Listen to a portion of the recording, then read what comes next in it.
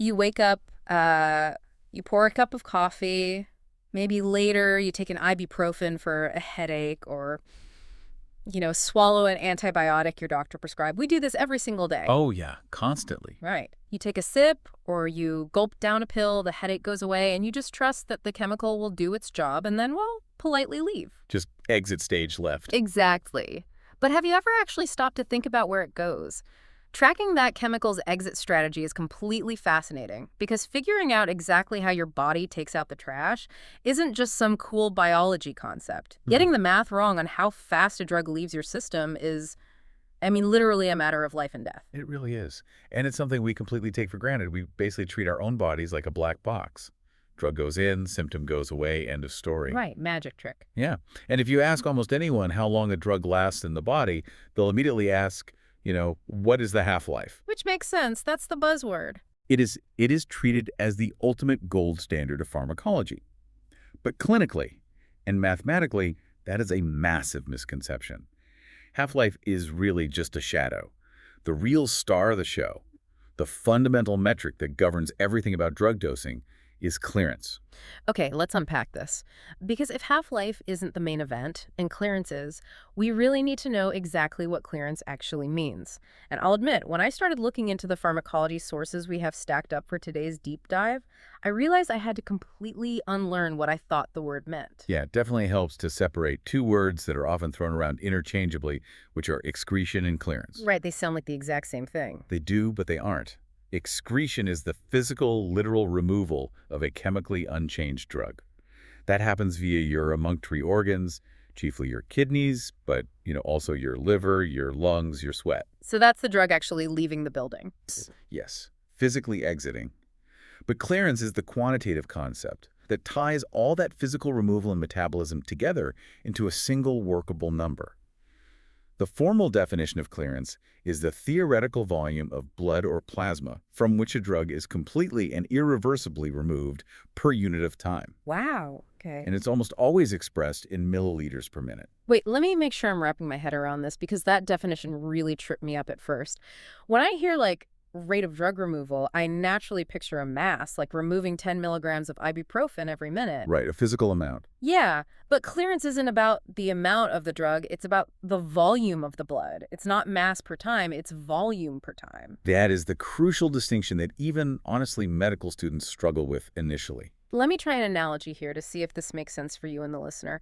It's not like you're scooping a specific amount of dirt out of a room, say 3 pounds of dirt a minute. It's like you have an air purifier sitting in the room. Oh, I like that. And that purifier processes a specific volume of air, let's say 100 cubic feet per minute, and it wipes that specific volume of air completely clean, regardless of how dusty the air in the room actually is. That is a brilliant way to visualize it. The purifier's motor speed, its clearance, doesn't change just because the room gets dustier. It's just humming along at the same rate. Exactly. It's still processing that exact same 100 cubic feet of air every single minute.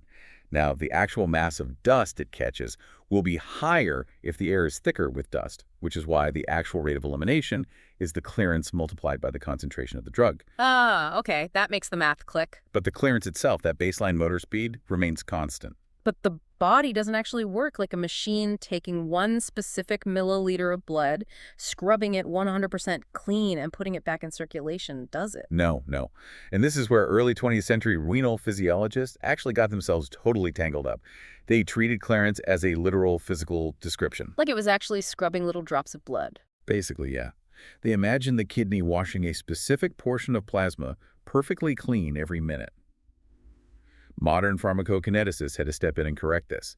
Clearance is a purely mathematical construct. So it's not a physical reality happening in one specific blood vessel. Right. No single milliliter of plasma is ever fully cleared while the rest is completely untouched. Instead, as your total blood volume circulates through the kidneys and liver, a small fraction of the drug is removed from the entire circulating volume with each pass. Got it. So clearance is just an index of total efficiency. It's a proportionality constant that basically gives us a way to measure the body's overall capacity to eliminate a drug.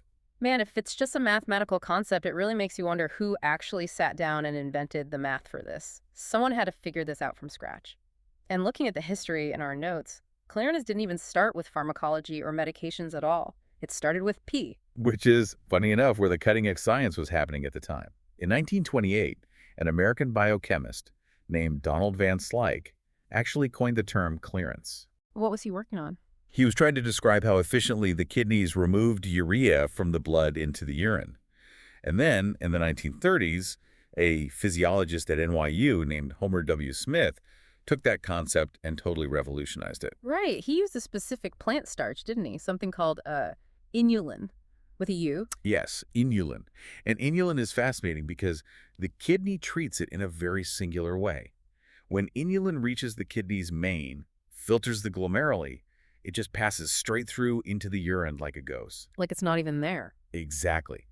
The kidney doesn't actively secrete more of it into the urine, and it doesn't try to reabsorb any of it back into the blood. Its only fate is to be passively filtered. Which makes it the absolute perfect measuring stick. If you know exactly what's happening to it, you can measure the filter itself. Precisely, because it's filtration only.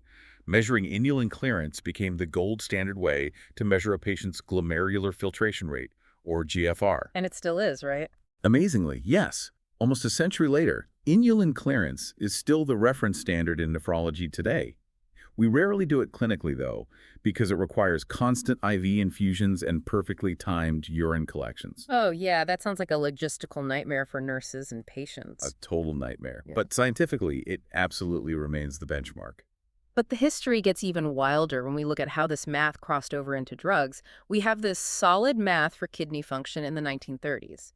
Then, in 1937, a Swedish physiologist named Torsten Tyrell publishes these papers applying this exact concept to pharmacology. Yes, his work was incredible. He introduces these complex compartmental models for how drugs distribute and clear. He effectively hands the medical world the exact math needed to understand drug clearance safely. And the medical community completely ignored him for decades. What's fascinating here is that it wasn't a failure of medical imagination, it was actually a failure of technology. Oh, interesting. How so? Well, Tyrrell's math was brilliant, but it was phenomenally complex. To actually use his pharmacokinetic models to track how a drug moves through multiple compartments of the body simultaneously, you have to solve these massive, complex differential equations. Whoa, wow. I'm just picturing a doctor in the 1940s standing next to a hospital bed with like a slide rule, trying to do calculus while a patient desperately needs a dose adjustment. Right. It was practically impossible in a fast-paced clinical setting.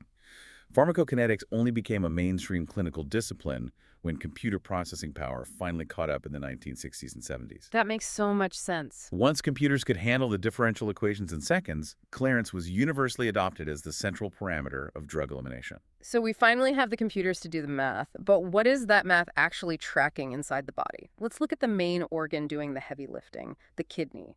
I always pictured the kidney as a simple coffee filter.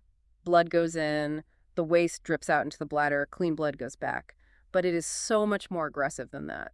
It really is. Yeah. The coffee filter analogy only covers one of the three components of renal clearance. Just one. Just one. That first component is glomerular filtration. It's passive, it's non-selective, and it only works on the free fraction of a drug, meaning the drug molecules that aren't bound up by proteins in your blood. In a healthy adult, that passive filtration rate, the GFR, maxes out at about 120 milliliters per minute. Okay, so that's the speed limit for the coffee filter, 120 milliliters a minute. But I stumbled on a mathematical paradox in the sources. Homer Smith, the guy from the 1930s, also tested a substance called PAH, para-aminohippuric acid. Ah, yes, PAH. And PAH had a clearance rate of 600 to 700 milliliters per minute. If the physical limit of normal passive filtration is 120, how on earth is PAH clearing at 700? That literally shatters the speed limit. It absolutely does. If filtration is the only tool you have. But the kidney has a second component, which is active tubular secretion. Okay, what does that do? This is the game changer. The kidney is lined with these microscopic biological sump pumps.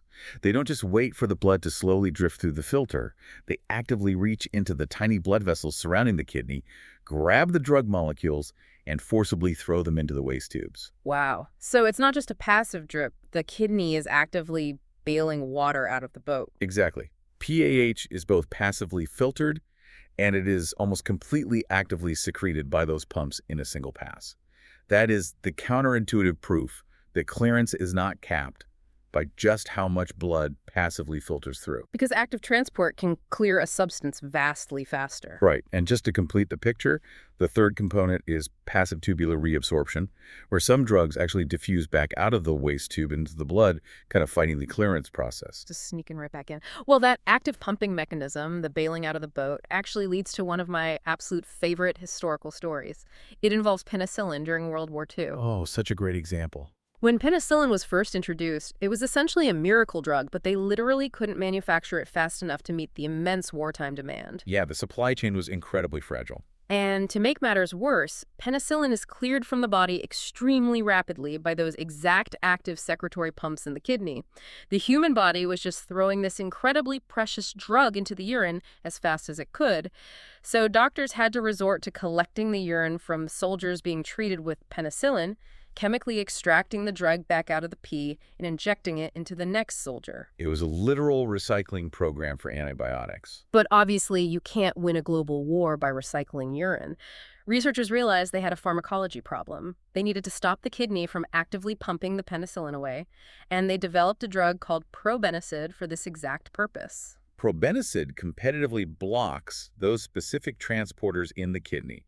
It basically jams up the active pumps. So they deliberately gave soldiers probenecid to shut down the kidney's penicillin pumps, which slashed the clearance rate, extended the half-life of the penicillin, and stretched the wartime supply.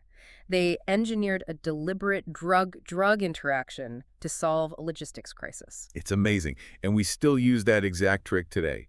Probenecid-penicillin combinations are still prescribed for certain high-dose infections, like neurosyphilis. It's a brilliant manipulation of human physiology. So the kidneys are amazing at bailing out water-soluble drugs.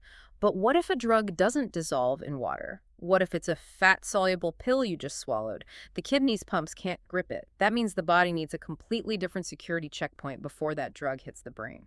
Right, and this brings us to hepatic clearance and the liver's role in what we call first-pass metabolism, because if you swallow a pill, it gets absorbed in your gut. But before that blood can go to your brain or your heart, the portal vein routes it directly to the liver. So the liver gets a first look at everything absorbed from your digestive tract. It acts like an aggressive toll booth. Yes.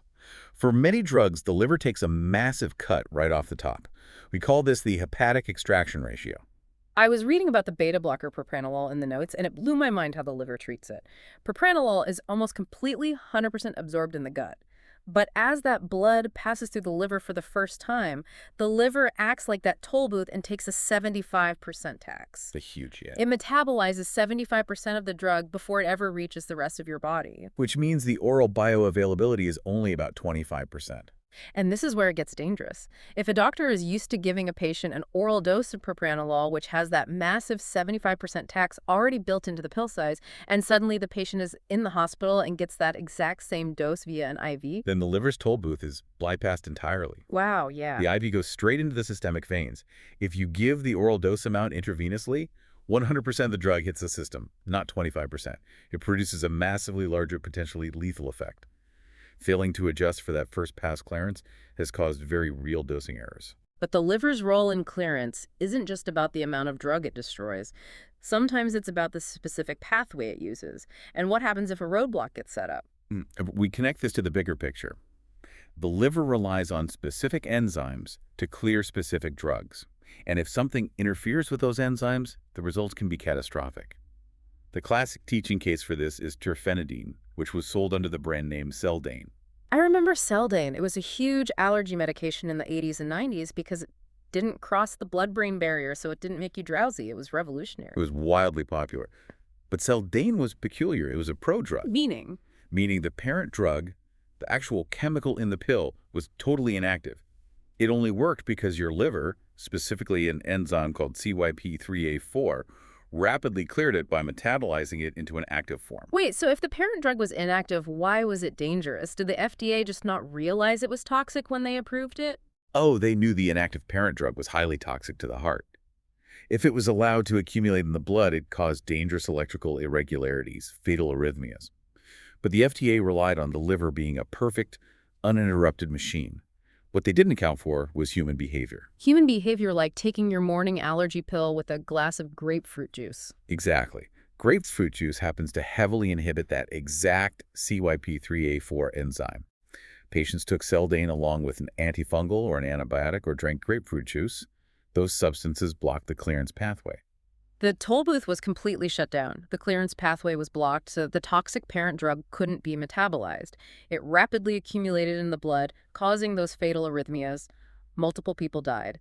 It proved in the most devastating way that understanding exactly how a drug is cleared is life or death. It really did. The FDA pulled Seldane from the market in 1998, replacing it with Allegra, which is basically just the already active metabolite of Seldane, completely bypassing that dangerous liver dependency. So, what does this all mean for a doctor standing in front of a patient today?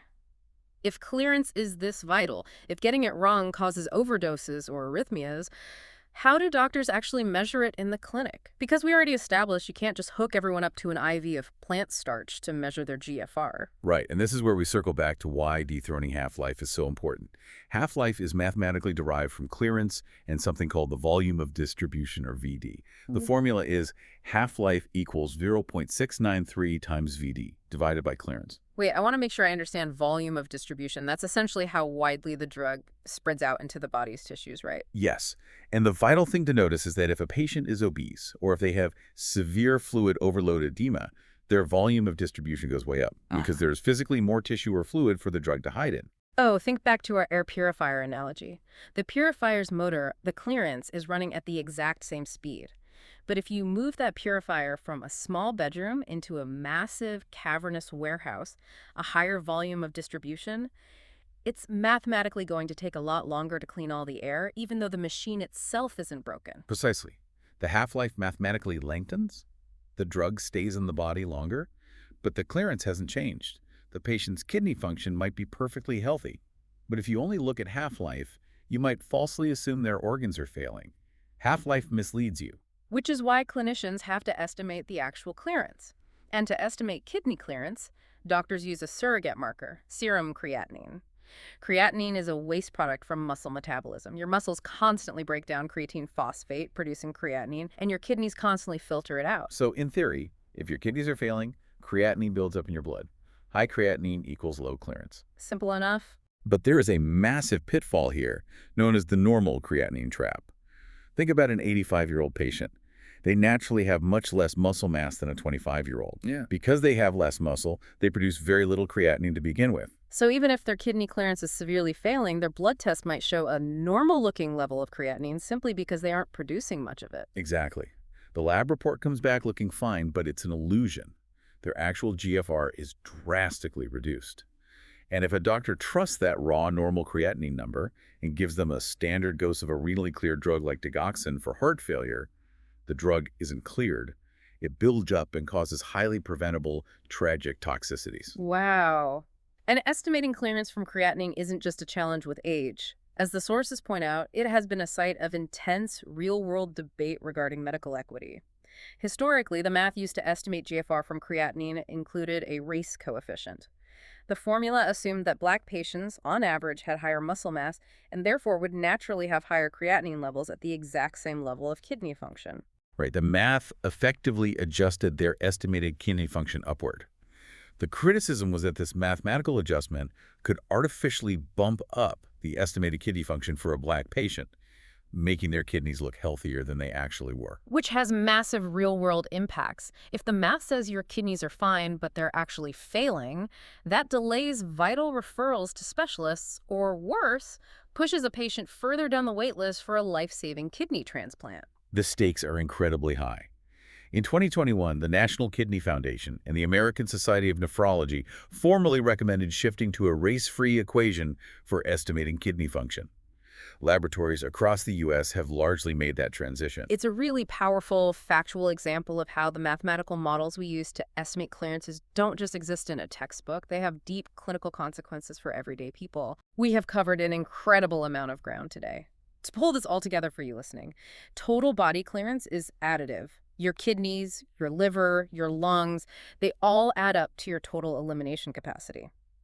We learned that clearance is a volume per time, not a physical mass being scooped out. And we learned that trusting a normal lab value without looking at the whole patient can mask a dangerously failing clearance system. And we should remember that these principles apply everywhere in medicine. Anesthesiologists use pulmonary clearance to calculate exactly when you'll wake up from surgery based on the anesthetic gases you exhale. Toxicologists use these exact clearance equations to manage emergency overdoses. It is the invisible engine of pharmacology.